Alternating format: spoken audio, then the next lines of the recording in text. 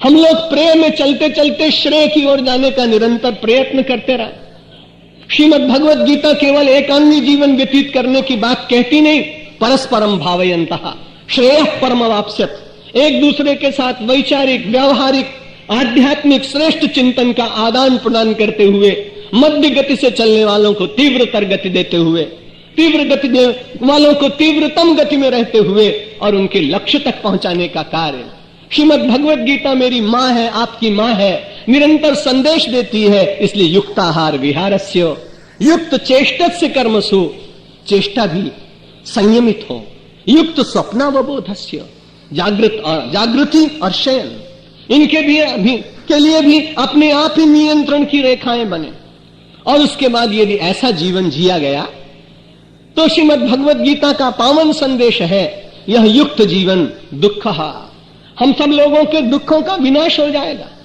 आज बड़ी कठिनाई है, सुख के क्षण तो बहुत कम। मरुस्थल में कभी आप जाइए, रेगिस्तान में रेगिस्तान ही दिखाई पड़ता है, पर बहुत दूर चलते चलते कहीं दूर छोटी सी एक हरियाली दिखाई पड़ती, कहीं छोटी सी उर्वरा भूमि मिल जाती है, कुछ लोग छोटा सा एक उद्यान लगा देते हैं। इतनी मरुभूमि में चलने के बाद जब वो हरितिमा का दर्शन होता है, नेत्रों को बड़ा सुखद लगता है। अपने श्रम को अपनी क्लांति अवस्था को शांति में परिवर्तित करने के लिए व्यक्ति उस सुखद छाया में बैठ जाते हैं। मेरे भाई, विचार करके देखना, ये संसार के मरुस्थल में कभी कभी थोड़े थोड़ी देर के लिए सुख की छोटे छोटे उद्यान कभी कभी मिल जाते हैं, लेकिन अधिकांश जीवन व्यथा में व्यतीत होता दिखाई पड़ रहा है। कोई उसे मुखरित कर देता है, कोई उसे मन में जी लेता है, लेकिन सच्ची शांति तो वहीं मिलेगी।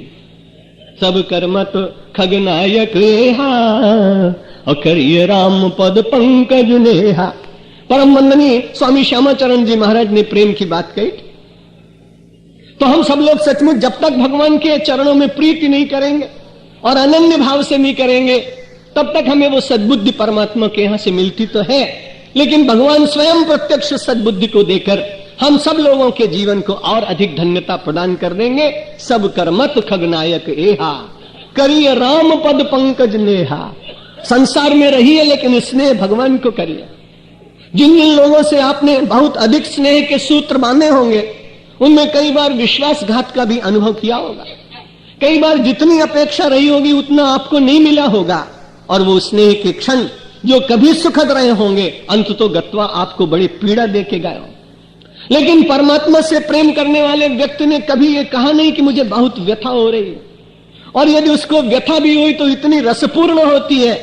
सूरदास में आंखें नहीं है, लोग कहते हैं एक बार कभी भगवान ने उनको कुछ क्षणों के लिए आंखें दे दी थी, और जब उन्होंने भगवान का पूरी तरह से अपने इन भौतिक दृष्टि से दर्शन कर लिया, फिर एक बार संसार को भी देख लिया, तब सूरदास से पूछा, अब सदा के लिए तुमको ये नेत्र दे देता हूं। सूरदास ने कहा, महाराज तुम्हारा दर्शन करने के बाद जगत को भी थोड़ा सा देखा, उसके बाद समीक्षा की।